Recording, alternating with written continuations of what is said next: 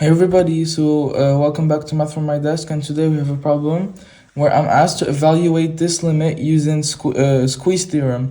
So the limit we have here is the limit of x squared with the sign of 9 over x as x approaches 0, and so we're asked to evaluate this using the squeeze theorem. So if we try using the standard method of just plugging in x, and it would be undefined, since 9 over x would be 9 over 0, and we all know that we cannot divide by 0 as it would simply be undefined. So I'm going to write it here, 9 over 0 undefined. So we're going to evaluate it by squeeze theorem. So this is our f of x, and we're supposed to be able to bound it. So we want our f of x to be here. Now what I notice here is that we have the trig identity of a sine, and we know something. Sine is always less than or equal to 1 or greater than or equal to -1.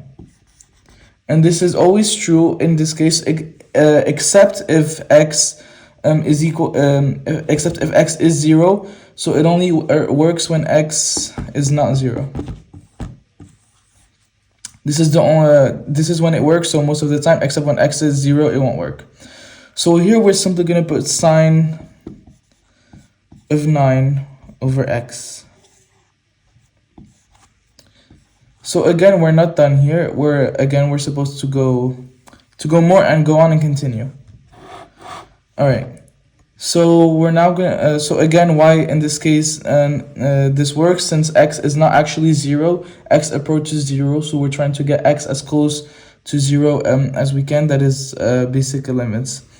So now again, as you notice, we don't have the entirety of the function. We still miss an x squared. So by using basic algebra, we're gonna multiply x squared here.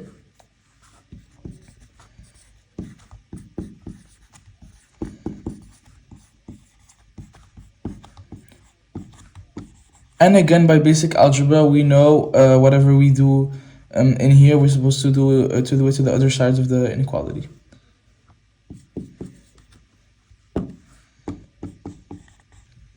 So what is x squared times -1? It would simply be negative x squared. So negative x squared is less than or equal to x squared multiplied by the sine of 9 over x, which is less than or equal to 1 times x squared, which is x squared simply. Sorry.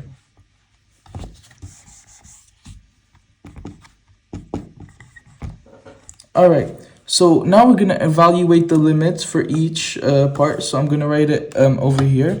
So I'm gonna erase this right now.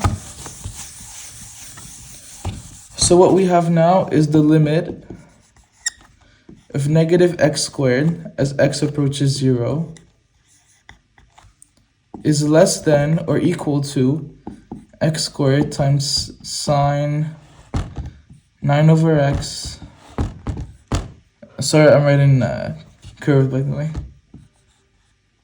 Which in turn is less than or equal to the limit of x squared as x approaches 0. So now we're going to evaluate each limit. So if we simply plug in 0, it's not undefined. So we have, when we plug in 0, we have 0 squared, which is simply 0.